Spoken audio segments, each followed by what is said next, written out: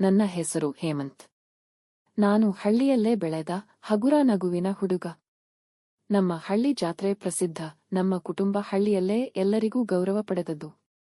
ನನ್ನ ಅಕ್ಕ ಸುಮ ನನಗಿಂತ 2 ವರ್ಷ ಹಿರಿಯಳು. ಬಾಲ್ಯದಿಂದಲೂ ನಾವು ಇಬ್ಬರೂ ಒಟ್ಟಿಗೆ ಶಾಲೆ, ಆಟ, ಹಬ್ಬ ಎಲ್ಲವನ್ನೂ ಹಂಚಿಕೊಂಡಿದ್ದೆವು. ನಮ್ಮ ನಡುವಿನ ಸ್ನೇಹ ತುಂಬಾ ಗಟ್ಟಿಯಾಗಿತ್ತು. ಹಳ್ಳಿಯ ಮನೆಯಲ್ಲಿದ್ದಾಗ ಎಲ್ಲರೂ ಒಂದೇ ಮನೆ ಮೇಲೆ ಮಲಗುತ್ತಿದ್ದೆವು. ರಾತ್ರಿ ಹೊತ್ತು ಅಜ್ಜಿಯ ಕತೆಗಳು, ಹಾಸ್ಯ, ಆಟ ಎಲ್ಲವೂ ನಮ್ಮ ಕುಟುಂಬದ ನೆನಪಿನ ಆಭರಣಗಳು. ನಮ್ಮ ಹಳ್ಳಿಯಲ್ಲಿ ಒಮ್ಮೆ ಜಾತ್ರೆ ನಡೆಯಿತು. ನಮ್ಮ ಮನೆ ಜಾತ್ರೆಯ ಪ್ರಮುಖ ವ್ಯವಸ್ಥಾಪಕರಾಗಿದ್ದರಿಂದ ಬಹಳ ಜವಾಬ್ದಾರಿ ನಮ್ಮ ಮೇಲೆ ಇತ್ತು. ನಾವು ಎಲ್ಲರೂ ಸೇರಿ ದುಡಿದು ಜಾತ್ರೆಯನ್ನು ಯಶಸ್ವಿಯಾಗಿ ಮುಗಿಸಿದ್ದೆವು. ಆ ವೇಳೆ ಸುಮಾ ನನಗೆ ಹೇಳಿದಳು, ಹೇಮಂತ, ಕುಟುಂಬಕ್ಕಾಗಿ ಕೆಲಸ ಮಾಡಿದಾಗ ಆ ಸಂತೋಷ ಬೇರೆ. ಆ ಮಾತು ನನ್ನ ಮನಸ್ಸಿಗೆ ಹತ್ತಿತು. ನಿಜವಾಗಿಯೂ ಕುಟುಂಬದ ಬಂಧನವೇ ದೊಡ್ಡ ಶಕ್ತಿ ಎಂಬುದು ಅರಿವಾಯಿತು. ಜಾತ್ರೆಯ ಬಳಿಕ ನಮ್ಮ ಕುಟುಂಬಕ್ಕೆ ಒಂದು ಶುಭ ಕಾರ್ಯ ನಡೆಯಬೇಕಾಗಿತ್ತು. ಅದು ನನ್ನ ಮದುವೆ. ಕುಟುಂಬದಲ್ಲಿ ಎಲ್ಲರೂ ಖುಷಿಯಾಗಿದ್ದರು. ಅಮ್ಮ, ಅಪ್ಪ, ಅಕ್ಕ ಎಲ್ಲರೂ ನನ್ನಿಗಾಗಿ ತಮ್ಮ ತಮ್ಮ ಕನಸುಗಳನ್ನು ಹೊತ್ತುಕೊಂಡಿದ್ದರು. ಮದುವೆಯ ದಿನ ನನ್ನ ಅಕ್ಕ ಸುಮಾ ನನ್ನ ಬಳಿ ಬಂದು ಹೇಳಿದಳು, ನಿನ್ನ ಬದುಕು ಸುಖವಾಗಿರಬೇಕು ಹೇಮಂತ. ಕುಟುಂಬದ ಮೌಲ್ಯವನ್ನು ಮರೆಯಬೇಡ. ಆ ಮಾತು ನನಗೆ ತುಂಬಾ ಸ್ಪರ್ಶಿಸಿತು. ಕುಟುಂಬವು ನಿಜವಾದ ಆಸ್ತಿ. ಪ್ರೀತಿಯಿಂದ, ಗೌರವದಿಂದ ಬದುಕಿದರೆ ಜೀವನ ಸಾರ್ಥಕವಾಗುತ್ತದೆ ಎಂದು ಅರಿತುಕೊಂಡೆ. ಬೆಳಿಗ್ಗೆ ಹಳ್ಳಿಯ ಸೂರ್ಯೋದಯದ ಸೊಬಗು, ಪಕ್ಷಿಗಳ ಕಲರವ, ಎಳೆಗಾಳಿ ಬೀಸುವ ಹೊಲದ ಹಸಿರು ಎಲೆಗಳು ಎಲ್ಲವೂ ಸುಂದರವಾಗಿದ್ದರೂ ಹೇಮಂತ್ರ ಮನಸ್ಸಿನಲ್ಲಿ ಚಿಂತೆ ಆವರಿಸಿತು. ಕಳೆದ 2 ವರ್ಷಗಳಿಂದ ಮಳೆಯ ಕೊರತೆಯಿಂದ ಬೆಳೆ ಸರಿ ಬರುವುದಿಲ್ಲ.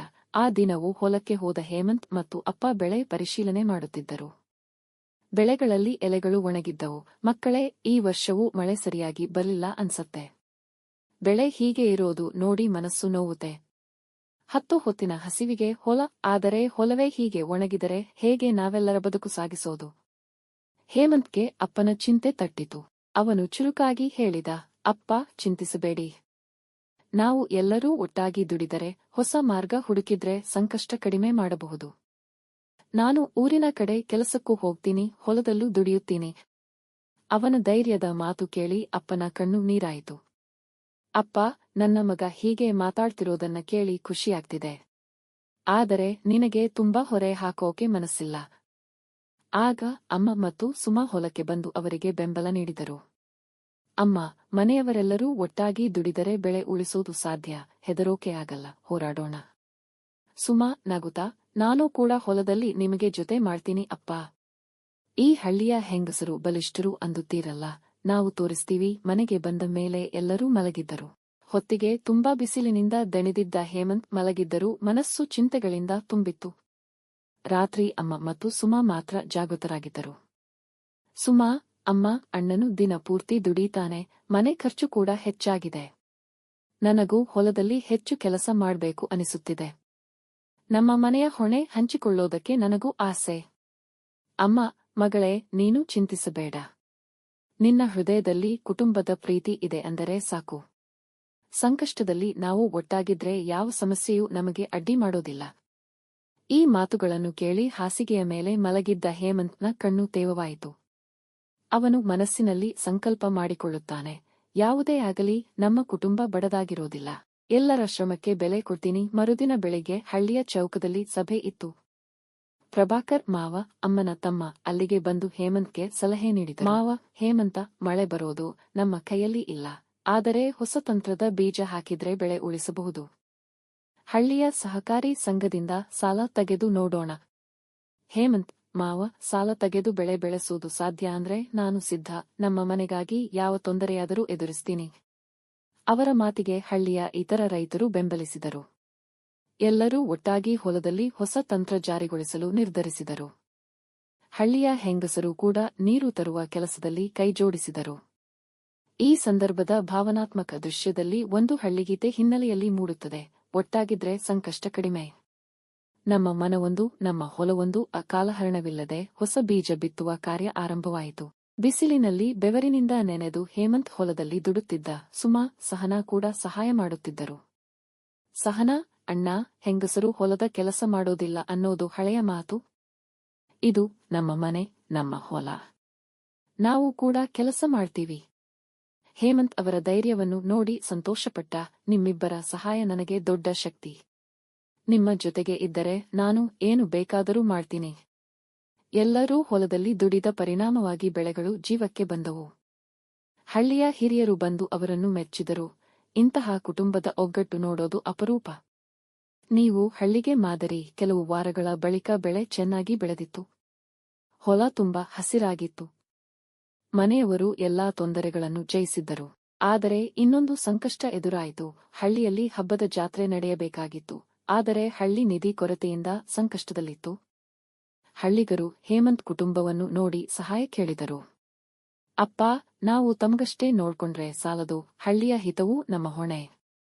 ಹಬ್ಬ ಹಳ್ಳಿಗರ ಹೃದಯ, ಅದು ನಡೆಯಲೇಬೇಕು. ಹೇಮಂತ್, ನಾನು ಊರಿನಲ್ಲಿ ಕೆಲಸ ಮಾಡಿ ಬಂದ ಹಣದಿಂದ ಜಾತ್ರೆಗೆ ಸಹಾಯ ಮಾಡ್ತೀನಿ. ನಮ್ಮ ಹಳ್ಳಿ ಹರ್ಷದಿಂದ ಮಿಂಚಲಿ. ಎಲ್ಲರೂ ಹರ್ಷದಿಂದ ಒಪ್ಪಿದರು. ಹಳ್ಳಿಯಲ್ಲಿ ಜಾತ್ರೆಯ ಸಿದ್ಧತೆಗಳು ಆರಂಭವಾದವು. ಹಳ್ಳಿಯಲ್ಲಿ ಪ್ರತಿವರ್ಷ ನಡೆಯುವ ದೇವರ ಜಾತ್ರೆಯು ಹಳ್ಳಿಗರಿಗೊಂದು ದೊಡ್ಡ ಹಬ್ಬ. ಆದರೆ ಈ ವರ್ಷ ಎಲ್ಲರ ಮನದಲ್ಲೂ ಒತ್ತಡವು. ಹಣದ ಕೊರತೆಯಿಂದ ಹಬ್ಬ ನಡೆಯುತ್ತದೆಯಾ ಎಂಬ ಚಿಂತೆ ಇತ್ತು. ಹೇಮಂತ್ ತನ್ನ ಉಳಿತಾಯದಿಂದ ಕೆಲವು ಹಣ ಕೊಟ್ಟಿದ್ದರೂ ಅದು ಸಾಕಾಗಲಿಲ್ಲ. ಜಾತ್ರೆಯ ಮುನ್ನ ದಿನ ಹಳ್ಳಿಗರು ಒಂದೇ ಜಾಗ ಸೇರಿ ಚರ್ಚಿಸಿದರು. ಹಳ್ಳಿ ಹಿರಿಯ ಗೌಡ, ಹಬ್ಬದ ವ್ಯವಸ್ಥೆ, ಊಟ, ಭಜನೆ ಎಲ್ಲದರಿಗೂ ಹಣ ಬೇಕು. ನಾವು ಒಗ್ಗಟ್ಟಿನಿಂದ ದುಡಿದರೆ ಮಾತ್ರ ಹಬ್ಬ ಯಶಸ್ವಿ. ಹೇಮಂತ್, ನಾನು ಊರಿನಲ್ಲಿ ಇನ್ನಷ್ಟು ಕೆಲಸ ಮಾಡ್ತೀನಿ. ನನ್ನ ಕೈಲಾದಷ್ಟು ಕೊಡುಗೆ ಮಾಡ್ತೀನಿ. ಆದರೆ ಇದು ನಮ್ಮ ಹಳ್ಳಿ, ನಮ್ಮ ಹಬ್ಬ. ಪ್ರತಿಯೊಬ್ಬರೂ ಕೈಜೋಡಿಸಿದರೆ ಹಬ್ಬ ಮೆರುಗು ಪಡೆಯುತ್ತದೆ. ಈ ಮಾತಿಗೆ ಪ್ರೇರಣೆಯಾದ ಹಳ್ಳಿಗರು ತಾವು ಹೊಂದಿದ್ದ ಅಲ್ಪ ಪ್ರಮಾಣದ ಹಣ, ಧಾನ್ಯ, ತರಕಾರಿಗಳು, ಹಾಲು, ಬೆಲ್ಲ ಎಲ್ಲವನ್ನೂ ಹಂಚಿಕೊಂಡರು. ಅಮ್ಮ, ನಮ್ಮ ಮನೆಯಲ್ಲಿ ಬೆಳೆದ ಅಕ್ಕಿ, ಹಾಲು, ಸಕ್ಕರೆ ಎಲ್ಲವನ್ನೂ ಹಬ್ಬಕ್ಕೆ ಕೊಡ್ತೀನಿ. ಸುಮಾ, ನಾನು ಅಕ್ಕಪಕ್ಕದ ಹೆಂಗಸರ ಜೊತೆ ಸೇರಿ ಊಟದ ಅಡುಗೆ ನೋಡ್ಕೊಳ್ತೀನಿ. ಒಟ್ಟಾಗಿ ದುಡಿಯುವ ಉತ್ಸಾಹದಲ್ಲಿ ಹಳ್ಳಿಯೆಲ್ಲ ಗದ್ದಲಗೊಂಡಿತು. ಎಲ್ಲರ ಮುಖಗಳಲ್ಲಿ ನಗು, ಆದರೆ ಕುತೂಹಲ. ಹಬ್ಬದ ದಿನ ಏನಾದರೂ ತಪ್ಪು ನಡೆಯುತ್ತದೆಯಾ? ಹಬ್ಬದ ಬೆಳಗ್ಗೆ ಹಳ್ಳಿಯ ದೇವಾಲಯದ ಗಂಟೆಗಳ ಧ್ವನಿ, ತಾಳಮದ್ದಳೆಯ ನಾದ ಎಲ್ಲರ ಮನಸ್ಸು ಸಂತೋಷದಿಂದ ತುಂಬಿಸಿದವು. ಹಳ್ಳಿಗರು ಹೊಸ ಬಟ್ಟೆ ತೊಟ್ಟು ದೇವರ ಪೂಜೆಗಾಗಿ ಸೇರಿದರು. ದೇವಾಲಯದ ಮುಂದೆ ಮೆರವಣಿಗೆ, ಹಸಿರು ಎಲೆಗಳಿಂದ ಅಲಂಕಾರ, ಮಂಜೂರಾದ ಗಂಧದ ವಾಸನೆ, ಹಳ್ಳಿಯ ಸೌಂದರ್ಯವೇ ಬೇರೆ. ಆ ಸಮಯದಲ್ಲಿ ಒಂದು ಅಪರಿಚಿತ ಯುವಕ ಹಳ್ಳಿಗೆ ಬಂದನು. ನಗರದಿಂದ ಬಂದಂತೆ ಕಾಣುತ್ತಿದ್ದ. ಅವನ ಹೆಸರು ಆಕಾಶ. ಅವನ ಕೈಯಲ್ಲಿ ಕ್ಯಾಮೆರಾ. ಅವನು ಹಳ್ಳಿಯ ಜನರೊಂದಿಗೆ ಮಾತಾಡುತ್ತಾ ಇದ್ದ. ಆಕಾಶ, ನಾನು ಪತ್ರಕರ್ತ. ಹಳ್ಳಿ ಜೀವನದ ಕತೆಗಳನ್ನು ಸಂಗ್ರಹಿಸಲು ಬಂದಿದ್ದೇನೆ. ನಿಮ್ಮ ಹಬ್ಬದ ಬಗ್ಗೆ ಬರೆಯಲು ಬಯಸುತ್ತೇನೆ. ಹಳ್ಳಿಗರಿಗೆ ಆಶ್ಚರ್ಯ, ಸಂತೋಷ. ಹೇಮಂತ್ ಅವನನ್ನು ಸ್ವಾಗತಿಸಿದ. ಹೇಮಂತ್, ನಮ್ಮ ಹಳ್ಳಿ ಬಡವಾಗಿರಬಹುದು, ಆದರೆ ನಮ್ಮ ಹೃದಯ ಶ್ರೀಮಂತ. ನಮ್ಮ ಒಗ್ಗಟ್ಟಿನ ಕಥೆಯನ್ನು ನೀವು ಬರೆಯಬೇಕು. ಆಕಾಶ ಸಂತೋಷದಿಂದ ಒಪ್ಪಿಕೊಂಡ.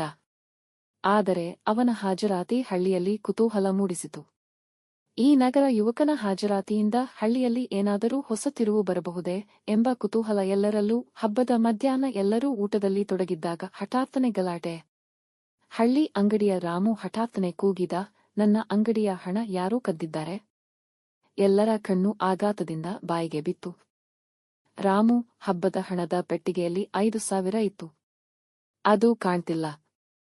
ಹಳ್ಳಿಯಲ್ಲಿ ಶಂಕೆಗಳು ಶುರುವಾದವು. ಕೆಲವರು ನಗರದಿಂದ ಬಂದ ಆಕಾಶನ ಕೆಲಸ ಇರಬಹುದೇ ಎಂದು ಗುಸುಗುಸು ಮಾಡಿದರು. ಇನ್ನು ಕೆಲವರು ಹೇಮಂತ್ ಹಬ್ಬಕ್ಕೆ ಹಣ ಕೊಟ್ಟಿದ್ದಾನೆ, ಅವನು ಯಾಕೆ ಕಳ್ಳತನ ಮಾಡ್ತಾನೆ ಎಂದರು. ಹೇಮಂತ್ ಮನಸ್ಸಿಗೆ ನೋವಾಯಿತು. ಹೇಮಂತ್, ನಮ್ಮ ಹಳ್ಳಿ ಒಗ್ಗಟ್ಟಿನ ಸಂಕೇತ. ಯಾರೂ ಕಳ್ಳತನ ಮಾಡಿಲ್ಲ ಎಂದು ನನಗೆ ನಂಬಿಕೆ. ಆದರೆ ನಿಜ ಕಂಡುಹಿಡಿಯೋಣ. ಆಕಾಶನಿಗೂ ನೋವಾಯಿತು. ನನ್ನ ಮೇಲೆ ಶಂಕೆ ಇಟ್ಟಿದ್ದರೆ ನನ್ನ ಬ್ಯಾಗ್, ಕ್ಯಾಮೆರಾ ಪರಿಶೀಲಿಸಿ. ನಾನು ಏನೂ ಕದ್ಲಿಲ್ಲ.